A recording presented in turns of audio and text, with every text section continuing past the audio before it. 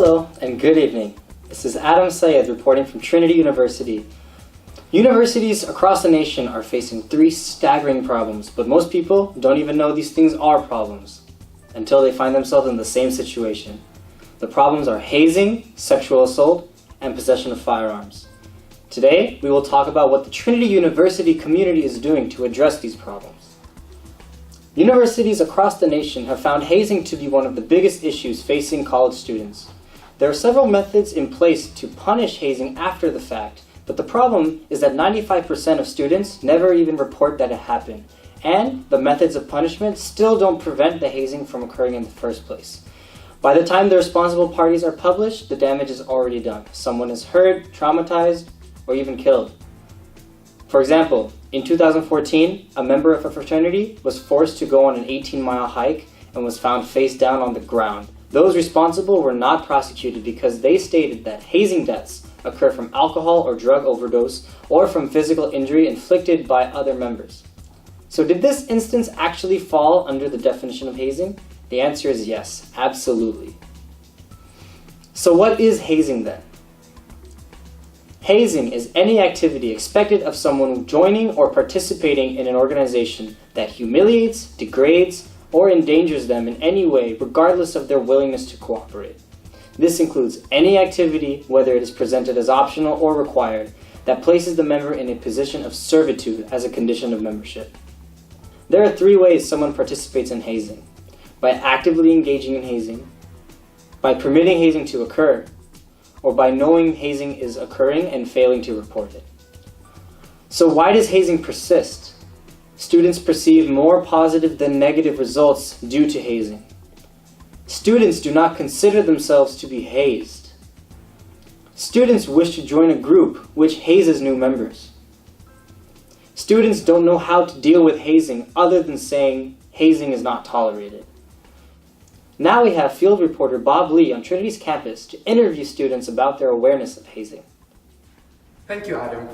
So I'm here with BT Korea. She's a junior at Trinity University, and we're going to ask her some questions about her awareness on the topic of hazing. So BT, which organizations or clubs are you a part of this semester?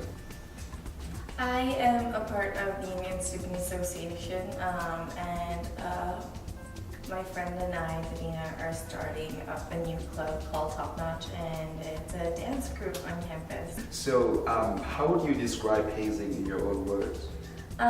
So when I think about hazing, I think about when people get encouraged or even forced to do some activities that they're not comfortable with when trying to join an organization. And this may include even just minor things, just like drinking. If you're not comfortable with drinking and someone tries to get you to drink, I think that's hazing. Okay. So if you knew that any of your friends were being hazed, what would you do in this situation? If that was the case, I would first talk to my friend to see why they were being hazed and if they were the only one being hazed in that club. And I would first try tell them to go talk to the organization members and tell them that they're not comfortable with being hazed or being told to do particular things. And if that didn't work out, then I'd ask them to go talk to the head of the student organizations, which would be Esther and Toya on campus right now. And if I found out too late after they were hazed, I would encourage them to go talk to counseling services, because it's always helpful to get advice from someone who knows what's going on. Okay, thank you so much, BT. Thank you. And back to you, Adam. Thanks for that, Bob. As you can see, it is vital to make students more aware of what hazing is and how to stop it. Texas legislature indicates that consent to be hazed does not excuse hazing. If you or someone you know experiences hazing at Trinity, contact Student Involvement, Residential Life, the Dean of Students, faculty members, TUPD, or any other professional on campus. Just as big of an issue as hazing, sexual assault affects every major university. 1 in 4 college women will be the victim of sexual assault during their academic career. Someone is raped every 21 hours on American college campuses. 75% of men and 55% of women were involved in acquaintance rape after drinking or taking drugs. Acquaintance rape is the act of rape by someone you know. It usually occurs during intoxication and accounts for a majority of the rape culture that persists today. The problem is that as the parties involved reach new levels of intoxication and/or sexual intensity, consent is not consistently maintained until a point is reached where there is no longer any consent at all. Legal definitions require consent to be reobtained every time the level of intimacy increases. Lack of refusal does not mean consent. If you are involved in a sexual encounter and do not explicitly hear consent from the other party, you might be participating in sexual assault. In clubs or organizations, sexual misconduct may occur in the form of hazing, as new members are put in a situation of sexual harassment, sexual exploitation, or sexual violence. In all of its forms, sexual misconduct and assault are not tolerated by the Trinity community. Now we go to Bob once again, who is standing by with the Dean of Students, David Tuttle, for an update on sexual assault, education, and initiatives on campus. Thank you, Dean Tuttle, for being here with us today. The first question we would like to ask you on your take on sexual assault is that what are some actions that a student could do to protect him or herself from sexual assault? Yeah. So, I guess in terms of things that students can do, there's things on an individual level, of course, and that is when students are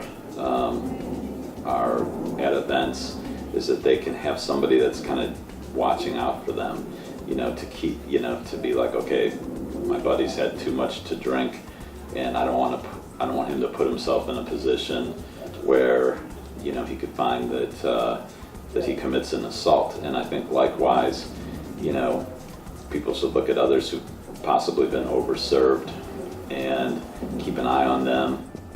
Another question is that if somebody is sexually assaulted, what should the student do in the situation? Yeah, so if somebody's assaulted, the first thing is to consider if there's any physical evidence and if there needs to be collection of that evidence to get somebody to a safe place.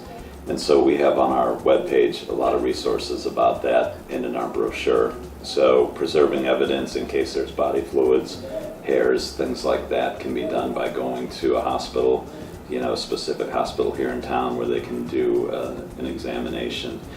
And so that's number one. Number two is kind of and that's number one because there's a time frame, that evidence starts to degrade. So number two is then kind of about emotional safety and security.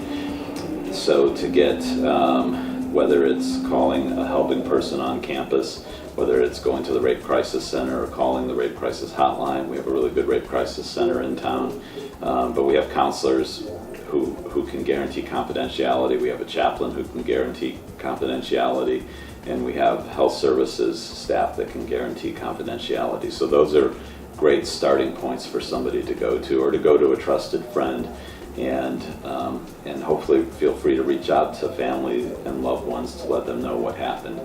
And so that would be the second thing. And then the third thing is to really start to examine where does the student want to go from there. The university can do a lot of things in terms of making sure that